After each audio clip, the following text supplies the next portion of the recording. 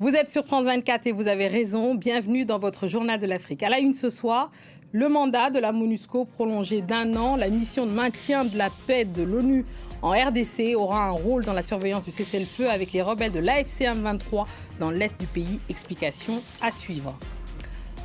On parlera aussi de football en cette veille d'ouverture de la Coupe d'Afrique des Nations. Une CAN qui vit un tournant historique car elle se jouera désormais tous les 4 ans à partir de 2028.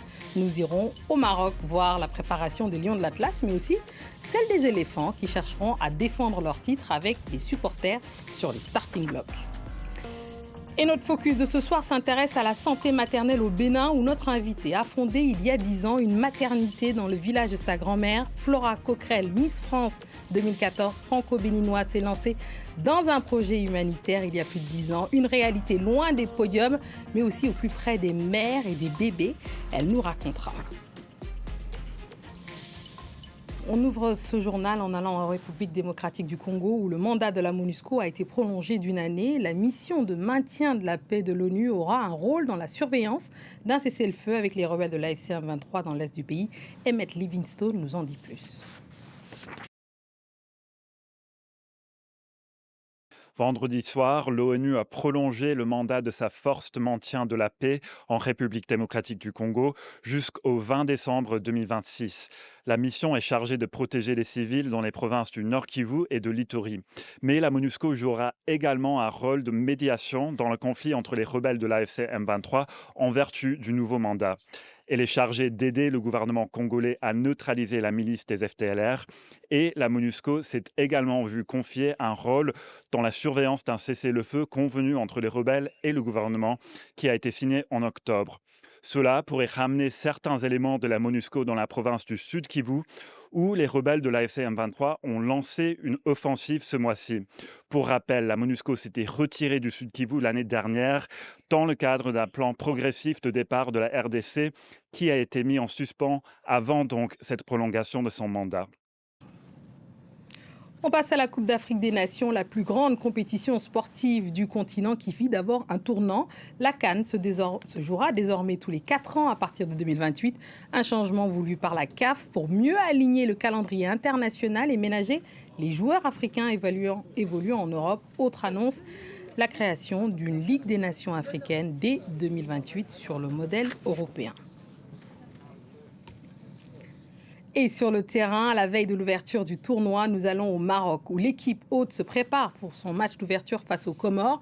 Même si des critiques ont été faites sur les dépenses, les évacuations de migrants et les inégalités sociales, l'engouement des supporters monte à mesure que la compétition approche. Et côté sportif, Hakimi blessé, Regraoui sous pression et Rabat repeinte aux couleurs du football africain. On écoute Achraf Hakimi. Ça fait longtemps qu'on attend ce moment depuis qu'on est éliminé de la dernière Coupe d'Afrique. Et on sait, comme on l'a dit, la responsabilité qu'on a, l'envie qu'on a. Et aussi, on a travaillé beaucoup pour être prêt pour cette Coupe d'Afrique. Et ça commence dès demain. Aussi, on devait respecter l'adversaire. C'est un grand adversaire et nous, on est prêts pour faire un bon spectacle et de prendre la victoire et comme je dis, de continuer notre objectif que c'est de laisser la CAN à la maison. Les autres équipes aussi se préparent, comme celle des Ivoiriens. Les éléphants, tenants du titre de la CAN, partent confiants avec tout un pays en ordre de bataille pour soutenir son équipe nationale. Le reportage de Julia Guggenheim à Abidjan. Sur les étals des marchés abidjanais, les maillots sont de retour et les supporters venus compléter leur collection gonflée à bloc. Nous avons remporté l'année passée, je crois que cette année encore nous allons remporter. On va gagner. On va remporter 4 étoiles, Inch'Allah, si Dieu le veut.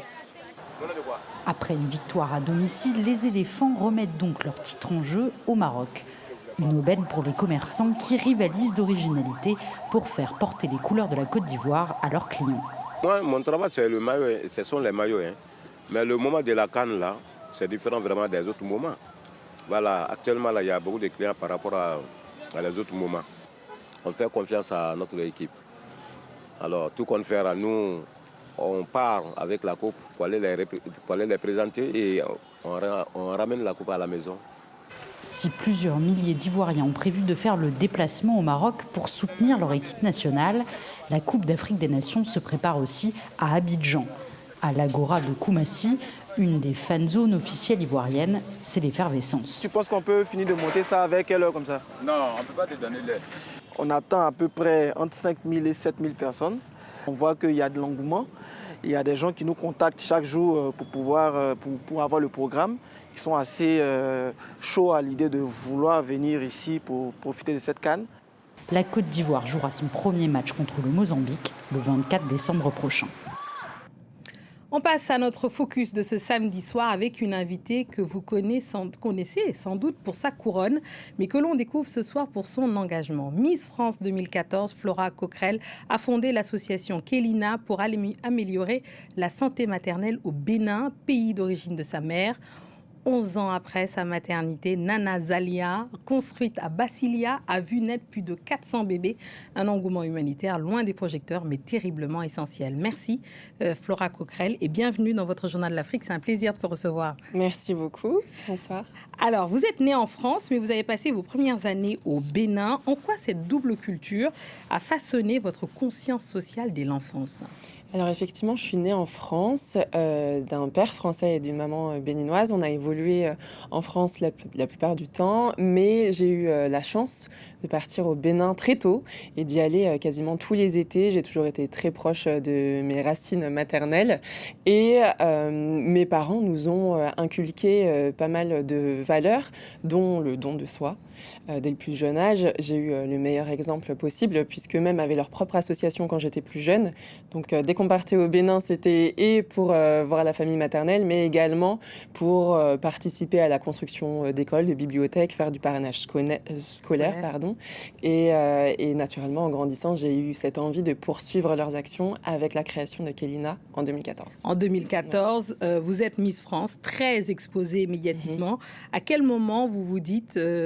d'ailleurs, c'est de la poursuite, une continuité de votre engagement, même dans l'enfance. Mais en quoi ça vous a peut-être été encore plus utile, j'allais dire, cette exposition médiatique J'ai toujours su que j'avais cette envie de prendre le relais des actions de mes parents. Je ne savais pas que ça allait arriver aussitôt, puisqu'en 2014, on a fondé l'association le jour de mes 20 ans, symboliquement.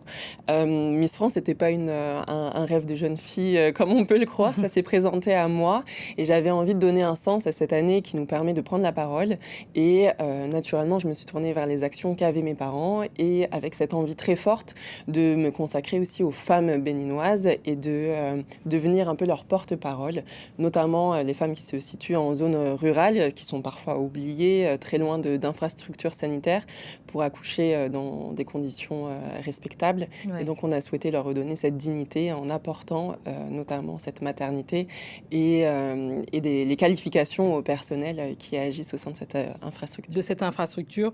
Construire cette maternité, vous l'avez dit, dans une zone rurale, c'est pas une affaire simple. Aujourd'hui, que représentent pour vous ces 400 naissances de Nana Zalia, justement ? C'est une concrétisation, c'est une partie du chemin. C'est vrai qu'on a beaucoup travaillé, on a beaucoup lutté durant toutes ces années, puisque ça nous a demandé du temps. La maternité a ouvert ses portes en 2021. Donc maintenant, on est très heureux de voir qu'elle fonctionne et qu'elle s'agrandit, puisqu'on touche également des femmes qui viennent du Togo, qui traversent la frontière pour venir accoucher au sein de la maternité Nana Zalia. C'est pour nous une concrétisation, mais c'est seulement une virgule dans notre histoire et pas un point final, j'ai envie de dire, puisqu'aujourd'hui, on a envie d'avancer. Alors justement, parlons des nouveaux projets de Kelina. On parle d'un dispensaire, d'un bloc opératoire.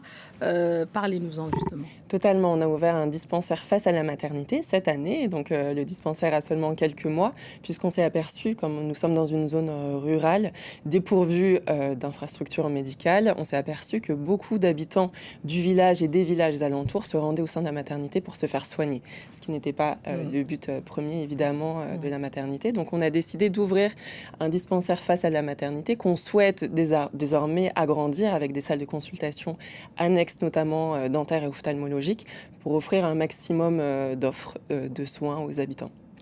Alors soyons précis, pour construire et assurer cet agrandissement, justement, il vous fallait 300 000 €.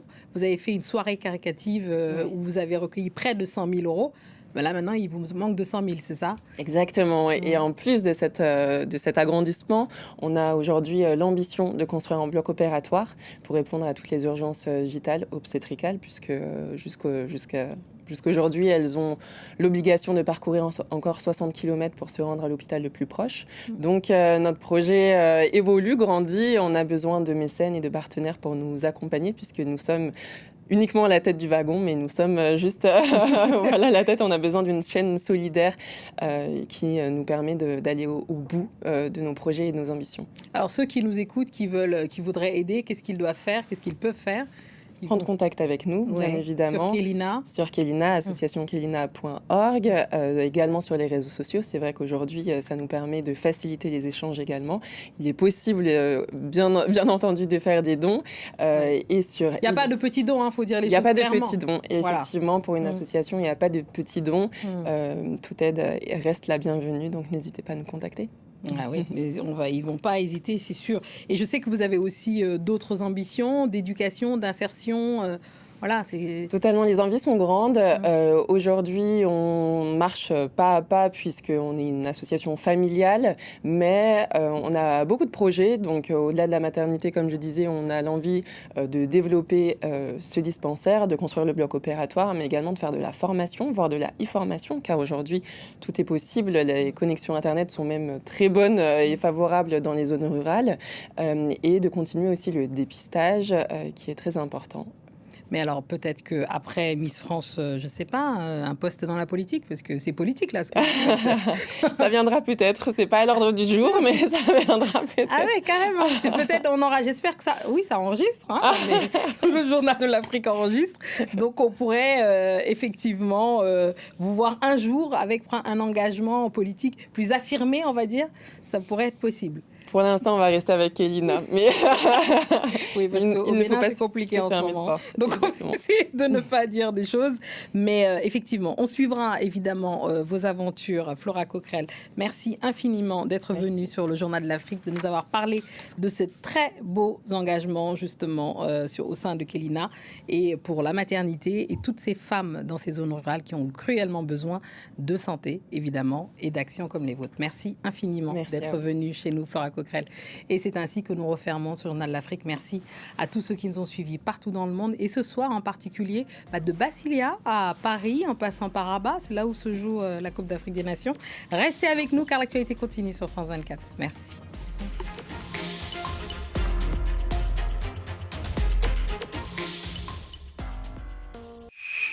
Depuis 2006, en français, en anglais, en arabe et en espagnol, les plus grandes personnalités internationales nous ont fait confiance lors d'interviews exclusives. Des leaders mondiaux nous partagent leur vision du monde. Vous avez 142 pays qui ont signé la déclaration de New York. Des artistes et créateurs nous inspirent. Des intellectuels et innovateurs façonnent notre avenir. Les plus grandes personnalités sont sur France 24. Liberté, égalité, actualité.